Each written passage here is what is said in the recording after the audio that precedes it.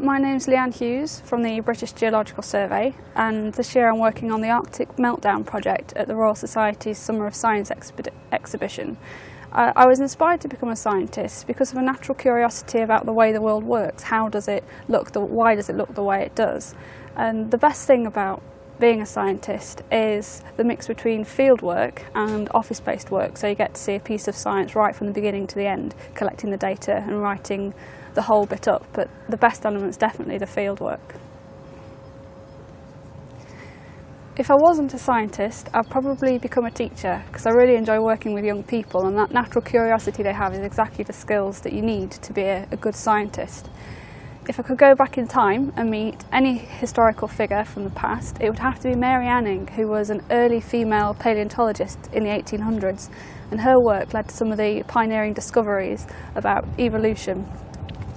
In my free time, I run a brownie group and a scout group and take 16 to 25-year-olds away on tourship voyages for team building. The first science I remember doing was building a dam across a stream in the Peak District, which, although it might not be recognised as science, it's that same curiosity and understanding of what happens if I do this that drives me still today. And if I was going to give any advice to school children who want to become involved in science, it would be get informed about their subject, get involved with it as much as I can, and just get going, really. And the funniest moment I had in my career was being chased up a tree by a herd of rather vicious cows, but although it didn't seem very funny at the time.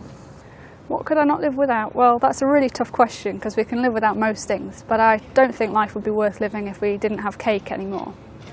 And the most important discovery left to be made, I think, is truly sustainable energy generation. That's one of the greatest challenges facing us in the future. And finally, I think the future of science, one of the great things would be if we can finally see a woman's name on those list of presidents of the Royal Society.